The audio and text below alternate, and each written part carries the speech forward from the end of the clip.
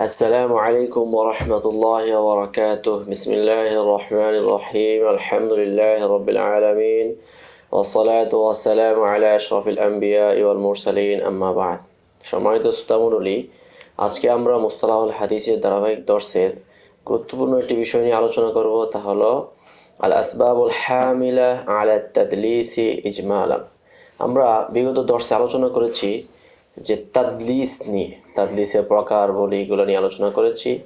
আজকে আমরা আলোচনা করব কেন তাদলিস করা হয়, তাদলিস করার যৌক্তিকতা, কোন দৃষ্টিকোণ থেকে মানুষ তাদলিস করে, মুহাদ্দিসিনগণ কীভাবে তাদলিস করেন, সেই বিষয়টা নিয়ে আজকে আমরা আপনাদেরকে তাতবিকান দেখানোর চেষ্টা করব। চলুন তাহলে আলোচনা শুরু করে ফেলি। আউয়ালান তাদলিসুশ শুয়ুখ, প্রথমত হলো তাদলিসুশ শুয়ুখ। কেন তাদলিসুশ শুয়ুখ হয়? এক নম্বর, কাউনু শাইখিহি মা'রুফান বিদ-দুআফি ইনদাল মুহাদ্দিসিন ওয়া হুয়া লা ইউরিদু আন ইউযহিরা রিওয়ায়াতাহু আনিদ দুআফা'i।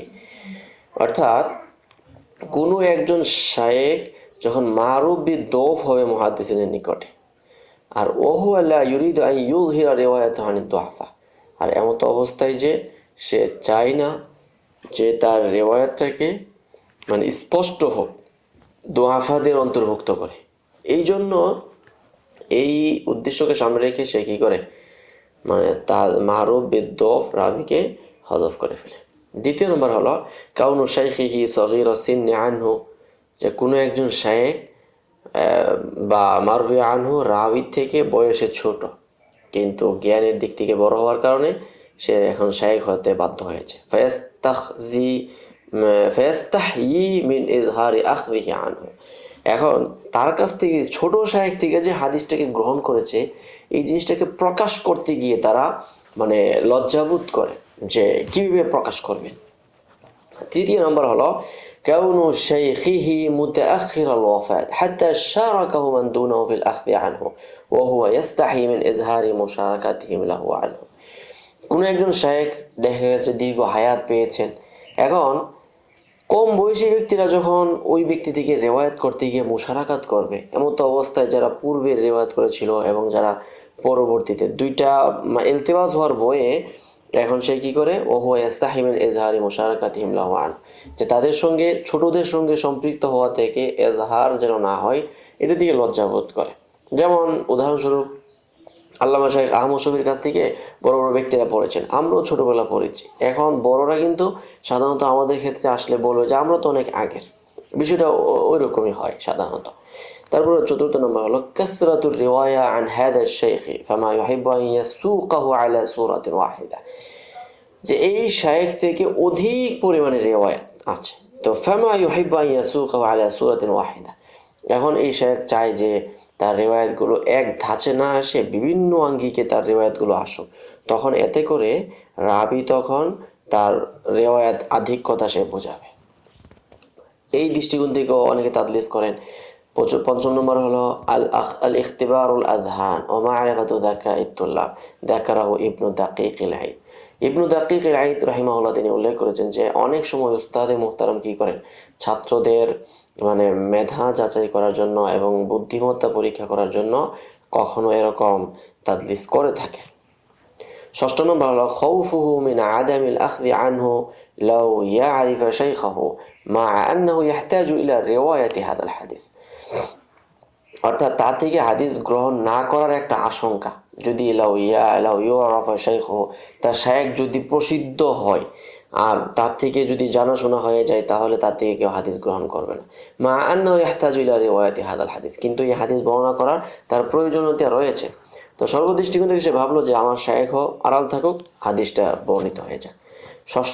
সপ্তম নম্বর হলো খাউফু মিন আত-তাসরিহ বি ইসমি শাইখি মিন মুফসিদাতিন মুআয়্যানাতিন ইম্মা আলা নাফসিহি আও আলা শাইখিহি কামা ফাআল বুখারী, কখনো শায়েখের সরাসরি সরাহাতার নাম উল্লেখ করা থেকে বিরত থাকেন এই আশঙ্কায় যে শায়েখের অভ্যন্তরীণ কিছু কি আছে, খারাপই আছে। ইম্মা আলা নাফসিহি, হয় শায়েখ নিজের মধ্যে অথবা মানে বর্ণনাকারীর মাঝে, যেমন ইমাম বুখারী রাহিমাহুল্লাহ এমনটা করেছেন। কেন করেছেন? যে তার যে শায়েখ, এই শায়েখকে সে তাসদিক করা উদ্দেশ্য না, সেই জন্য উনি সেখানে তার শায়েখকে হযফ করেছেন। অষ্টম নম্বর হলো আন ইউহিমা কাসরাতার রিহলা ফি তালাবিল হাদিস ওয়া হাদা ফি তাদলিসুল বুলদান। তাদলিসুল বুলদানের ক্ষেত্রে অধিকাংশ এমনটা হয়, কাসরাতুল রিহলা বোঝানোর জন্য কখনো এরকম একাধিক ব্যক্তির নাম বলে থাকে, একজন ইরানের, একটা তুরানের, একজন আজম আর আরব, এভাবে মিলে বলে থাকেন। আচ্ছা, দ্বিতীয় নম্বর কারণ, তো এখানে আমরা 8টা কারণ বললাম তাদলিসুল শুয়ুখ এর কারণগুলো। তাদলিসুল ইসনাদের ক্ষেত্রে মৌলিক কারণগুলো কি কি বলছে এখানে 4টা। কিভাবে? আস-সালাসাতু সাবিকা আল উয়াল ফি তাদলিসুল শুয়ুখ, তাদলিসুল শুয়ুখের ক্ষেত্রে যে 4টা আছে, তিনটা। এরপরে চতুর্থ নম্বর তাওহিমু উলুউল ইসনাদ, প্রথম 3টা। প্রথম 3টা আমরা অবশ্যই দেখিয়েছি। এখন চতুর্থ নাম্বার হলো তাওহিমু উলুউল ইসনাদ মা আন্নাহু নাজিলুন ফিল হাকিকা, অর্থাৎ মূলত সে হলো নাজিলুস সনদ, অর্থাৎ সনদের নিচু পর্যায়ে, কিন্তু সনদে আলী বোঝানোর জন্য কখনো কি করে থাকেন? তাদলিসুল ইসনাদ করে থাকেন। কামা ফাআলা ইবনু উয়াইনা ফি তাদলিসিল কাতঈ, উনদুর আসবাব রদ্দিল হাদিস ওয়া তাদলিসিল ফিল হাদিসি। রদ্দিল হাদিস এবং তাদের এই বিষয়টা কিতাব আছে মুআসিরিনদের, এই কিতাবটা আমরা মুরাজাআত করতে পারি। মাফাসিদুত তাদলিস, এখন তাদলিসের মানে ত্রুটিগুলো কি কি, মানে তার ক্ষতিকারক দিকগুলো কি কি রয়েছে সেই বিষয়ে আলোচনা হতে পারে। প্রথমত হলো আউয়ালান তাদলিসুশ শুয়ুখ, তাদলিসের শুয়ুখ করলে কেন এখানে মানে খারাপের দিকগুলো কি কি।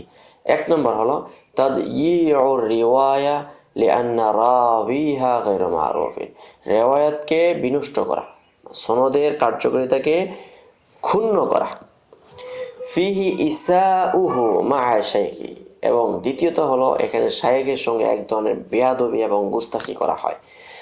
তৃতীয় নাম্বার قد يوافق ما دلس به شهرة راو آخر ضعيف أو بالعكس, কখনো قد يوافق ما دلس به, সে যে তাদলিস করেছে ওই ক্ষেত্রে কখনো কখনো এমন হয় যে শুহরাতা রাবিন আখার দয়ফিন, অন্য কোনো দয়ফ রাবির প্রসিদ্ধতা কিংবা বড় কোনো ব্যক্তিকে আড়াল করার জন্য। মিথলামা কানায় ফালো আতিয়া আল আউফি, যেমন আমরা পূর্বের বিগত এক দর্শের মধ্যে আতিয়া আল আউফির একটা উদাহরণ দিয়েছিলাম। আন্নাহু ইউকান্নিল কালবিয়া আবা সাঈদিন ও হাদা কাদ ইউওয়াফিকু বিআবি সাঈদিন আল খুদরি, যে তিনি কালবিকে আবু সাঈদ বলেন, অথচ তিনি আবু নদরা, কিন্তু আবু সাঈদ কেন বলেন? যেন মনে মানুষ বুঝে ফেলে যে এটা হলো আবু সাঈদ খুদরি। দ্বিতীয় নম্বর হলো ثانيا تدليس الإسناد وفيه مفاسد كثيرة أقبحها أنه سبيل الكذب على الرسول صلى الله عليه وسلم وإفساد الدين بتحليل الحرام وتحريم الحلال وهذا من أكبر الكبائر, অর্থাৎ মিথ্যার পথ খুলে যাওয়া, নবীজির উপরে মিথ্যা বলা এবং ধর্মীয় বিষয়কে বিনষ্ট করা এবং হালাল হারামের মাঝে এক ধরনের মানে সংমিশ্রণ তৈরি করা, যেটা কবিরা গুনাহের অন্তর্ভুক্ত। এখানে ফিহি তাজবিরুন ওয়া ইবহামুল লিমা লা হাকিকাতা লাহু, এবং এক ধরনের জালিয়াতি, তাজবির মানে হলো জাল, প্রতারণা, ছলনা, এবং ওয়া ইহামুল লিমা লা হাকিকাতা লাহু, এবং যে বাস্তব অবাস্তব জিনিসকে এখানে বাস্তবের রূপ দেওয়ার নামান্তর হচ্ছে। সর্বশেষ আলোচনা এবং আজকের কাইফা ইউরাফুত তাদলিস, যে কিভাবে আমরা তাদলিস চিনব। 3টা প্রক্রিয়া আমরা হতে পারে। 1 নম্বর হলো তাসরিহুর রাবি বিনফসিহি কামা সাবাকা আন ইবনে উয়াইনা ওয়া হুসাইমিন, রাবি কর্তৃক নিজেই স্বীকৃতি দেওয়া যে তার এখানে তাদলিস রয়েছে। দ্বিতীয়ত হলো তানসিসু ইমামি মিনাল আইম্মা মিন আসহাবিল ইস্তিকরার ওয়া তাতাব্বু কামা সাবাকা সাহাবী হাতিম ফি তাদলিস বাকিয়া ইবনুল ওয়ালিদ, কোনো একজন ইমামুল আইলাল যখন মানে কোনো মিন আসহাবিল ইস্তিকরা মানে খুব গবেষণাধর্মী এবং বিদ্বান ব্যক্তি যখন আইম্মায়ে কেরাম যখন কোনো কি করবে, কারো ব্যাপারে আপত্তি করবে, মন্তব্য করবে এই রাবি তাদলিস হওয়ার ব্যাপারে, তখন ওইটা গ্রহণ করা হবে। যেমন আমরা বিগত দর্শের মধ্যে দেখিয়েছিলাম বাকিয়াত ইবনুল ওয়ালিদের উদাহরণটা। তৃতীয় নম্বর হলো তাতাব্বু তুরুকিল হাদিস লিমারিফাতিস সাকিত, অর্থাৎ এখানে সাকিতকে জানার জন্য আমরা তাতাব্বু তালাশ করব, অর্থাৎ সনদ, একটি হাদিসের যত রকমের সনদ আছে সবগুলোকে জমা করে নিজের গবেষণার আলোকে সেখানে আমরা ত্রুটিগুলো খুঁজে বের করে সেগুলো সমাধান দেওয়ার চেষ্টা করব। এই 3 প্রক্রিয়ায় আমরা তাদলিসের সমাধান বের করতে পারি। তো যাই হোক, তাদলিসের আলোচনা আজকে কিভাবে আমরা তাদলিস জানবো, আলোচনা এ পর্যন্তই। সকলে ভালো থাকবেন, সুস্থ থাকবেন। আসসালামু আলাইকুম ওয়া রাহমাতুল্লাহ। يؤتي الحكمة من يشاء ومن يؤت الحكمة فقد أوتي خيرا كثيرا وما يذكر إلا أولو الألباب